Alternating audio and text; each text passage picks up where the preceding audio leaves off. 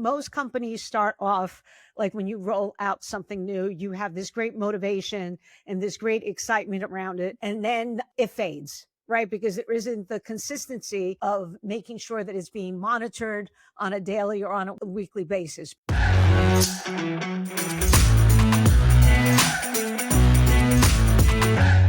Hello and welcome to our final episode with Leslie Vickrey that we have been sponsoring here, a 6-part series. And today we're going to be talking about weekly rhythm. So everything that we've talked about in the last 5 sessions, it's now like, how do you apply everything? So this means that you don't want things to just kind of die off after your kickoff meeting, and you want to make sure that you have the right rhythm set on a weekly basis.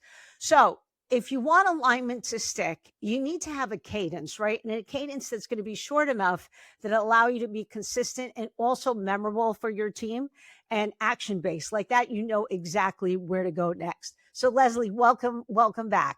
Anna, thank you for having me. And I can't believe it's our last episode. Six episodes in. I know we'll continue the conversation later. And as you said, keep the momentum going. But you're absolutely right. The key thing to everything we've been talking about is that rhythm, that weekly rhythm, and keeping things going. And it's really where teams you got to stop talking and start taking action, start running with it. Exactly. And you kind of lead to a great point, because if you think about it, most companies start off like when you roll out something new, you have this great motivation and this great excitement around it, and then it fades. Right, because there isn't the consistency of making sure that it's being monitored on a daily or on a weekly basis. But if you establish a cadence, that's going to stick with you, and you establish that rhythm with your prospects and with your clients, that's going to create that consistency. So when you're I always used to say, top of mind with your client base or your prospects, that's how you create the conversations. And that's how you're able to kind of establish to get to the next level. I actually wrote a book not too long ago called Sales Leadership in Action. And one of the topics that I talk about is weekly meeting structure. So, what would a typical agenda be? And Leslie would love your input on this, but you want to find out like what's working and tie it to certain behaviors. You want to make sure whatever's not working, that you figure out that friction point, so like that you can solve it for the next time around. So these meetings, these structured meetings that you have either with clients or internally as part of your sales meetings, is not just about like your lead flow or volume and number of meetings that you're having. Of course, you want to be able to take a look at conversion rates, but you really want to understand where a deal stops and why it stops, and what was the trigger for it stopping and not moving forward. I often talk about having gates across the different stages of your sales life cycle, so that you can pull the trigger and not waste too many cycles always on the same opportunity when you wish and hope that it's going to close and it's not going to close. So you want to know like who's the owner, and and and why, and when are they planning to actually move forward. Leslie, what are your thoughts? Yeah, I love it, Anna.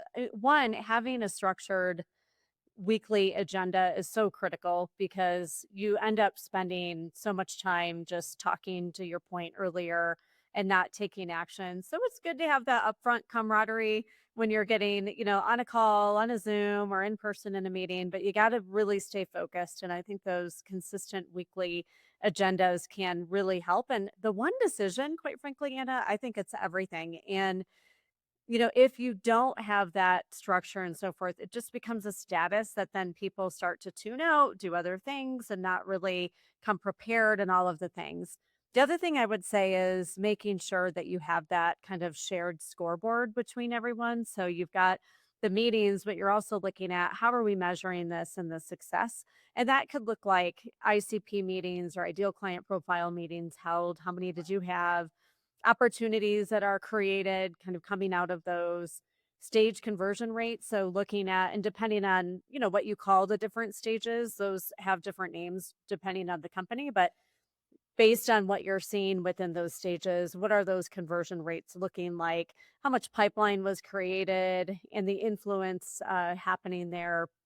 And then what kind of revenue was actually one, so again, you're keeping track of that from ICP meetings and opportunities and stage conversion, pipeline created to the actual revenue there. And it's shared, which means that you're all kind of tracking to the same metrics, which is really important. And then I would add, really, perhaps you add a quality metric to that too. And that could be speed to the first touch point, or that next step is set, but making sure that you have that consistency as far as what you're all doing and expected to be doing when it comes to setting up those meetings or doing those next steps as well. So keep it tight so the meeting stays productive is also super important. Excellent points. And I think, this is where metrics play such a key role in being able to move things forward within the organization and also with your clients.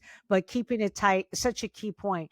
Let me just kind of highlight a little bit of, what a good meeting sounds like, right? So I'll give an example. There's an event leads converted better when we followed up within 24 hours, and that's a no-brainer, and you would think that this should be, how is this not done? But guess what? If there's so much volume that you're going after the quantity, that a lot of times the quality suffers throughout the process. But you want to be able to get back to them within 24 hours and reference their specific questions that they might have and how you would answer them.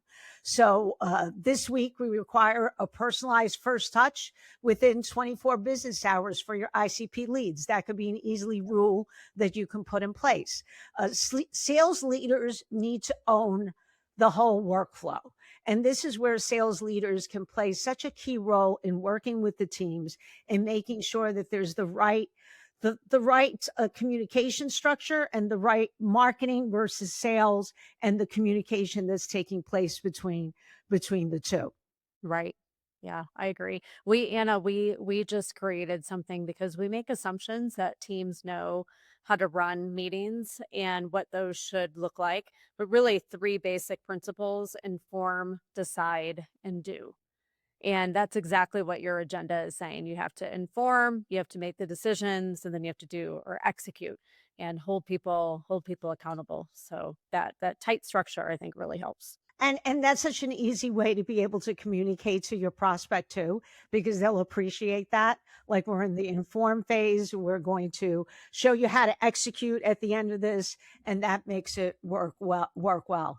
So as we're coming to a close here to our final season, I just want to say action for this week. I think running the weekly cadence for 30 days without changing it every week, track the results, and then you refine. I think this will allow you to come up with the structure. It's not to be stiff, it's not to be so regimented, but what it'll allow is give you that consistency that we've been talking about. And then if you could fix one thing, I would say, if you could add in your comments, if you could fix one thing first, what would it be?